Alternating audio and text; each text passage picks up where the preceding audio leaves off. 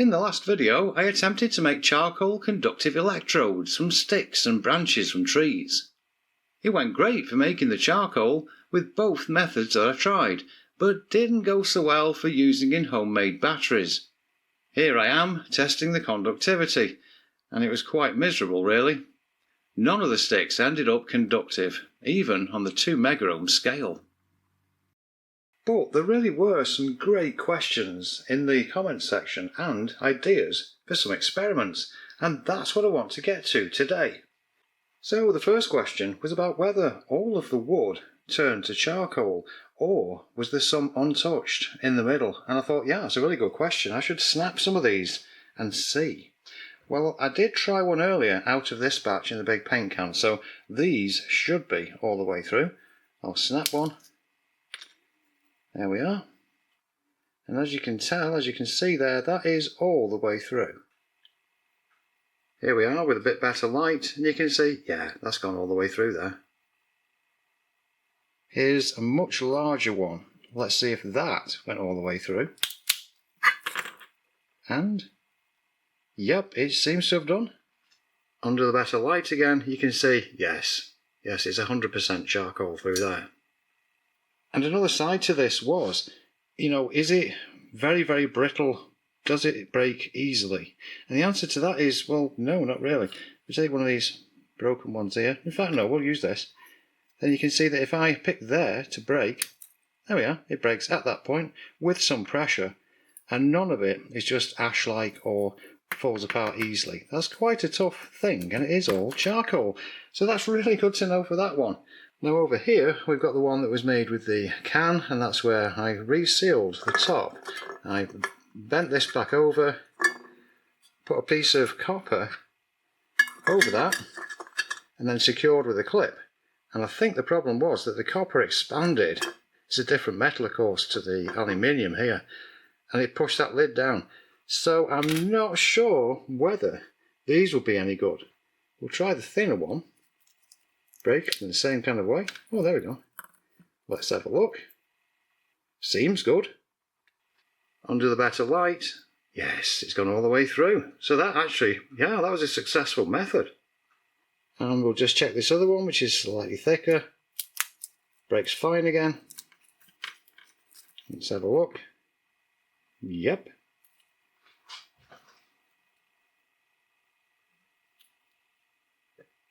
And again, under the better light, and you can see it has gone all the way through. So both methods actually did work well. Now that question brings me on to something that John Wynne mentioned as a question, and Heartbloke also mentioned about. So that is, well, now we've got this charcoal, can we draw with it? Like the artist charcoal stuff. So if I grab a piece that looks suitably pencil-like, and I try and draw something on here, oh yeah! It seems to work fine as a charcoal pencil. Now the thing is, of course, it'd be better with a pencil shape to it. So I've got some sandpaper here. I'll just go away a moment and I'll shape the end of that and come back. There we are, a few seconds later, and it looks more like the end of a pencil. Let's see if we can write anything. Whoa! Actually, it's quite nice like that, but it's not a pencil.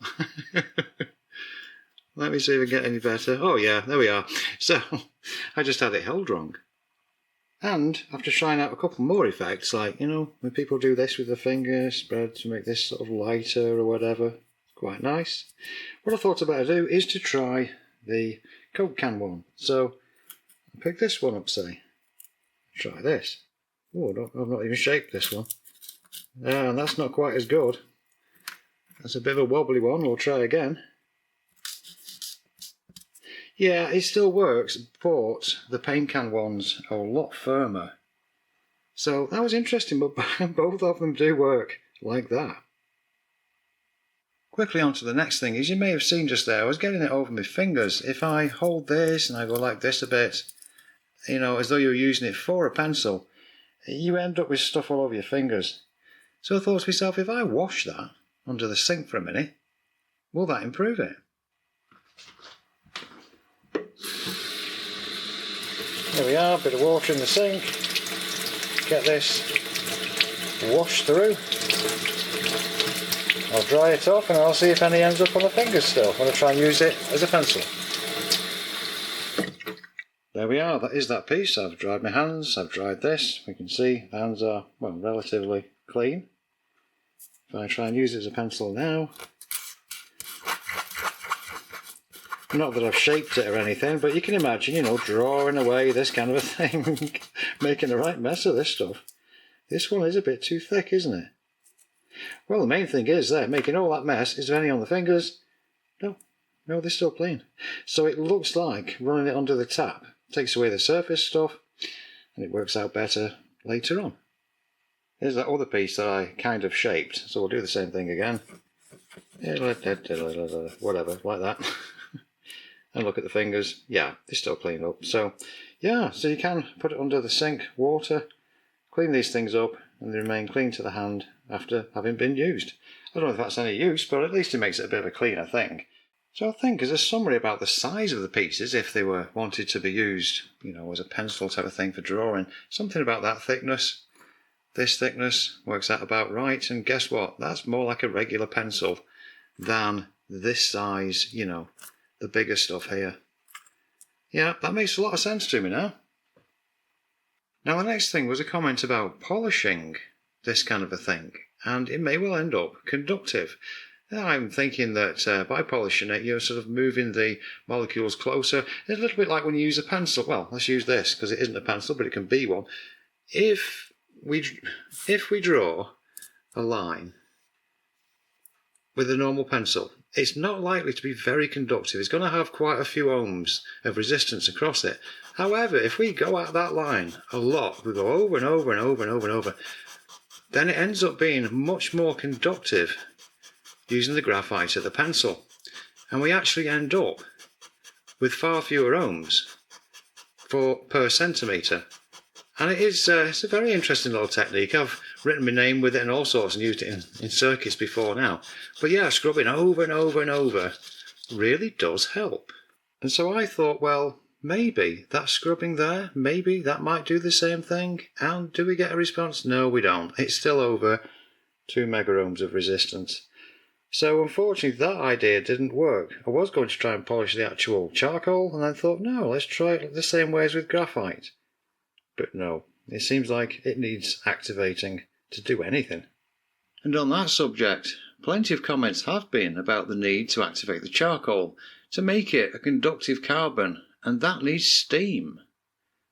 Dinon11 linked a video, and within the comments someone mentioned using a pressure cooker. Unfortunately, we don't have one here, but it does seem like an excellent idea.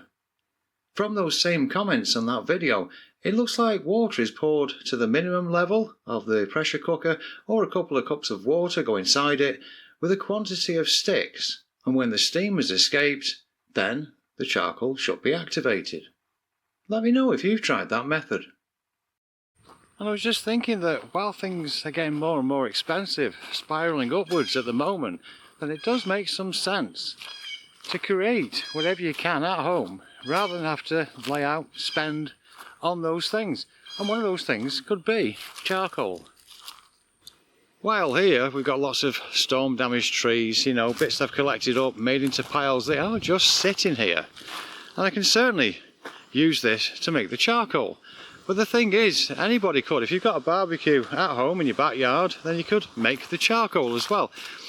And, you know, folks could just go for walks, you go into local woods, pick up a load of sticks, put them in a bag, and it's the same thing, isn't it?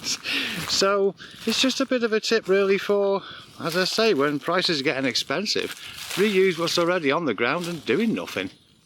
So, perhaps while I may have failed to make electrically conductive electrodes out of this process, it's had another use, and it's had some interesting results, as I've seen in this video. I've enjoyed it. I hope you have too. See you in the next one.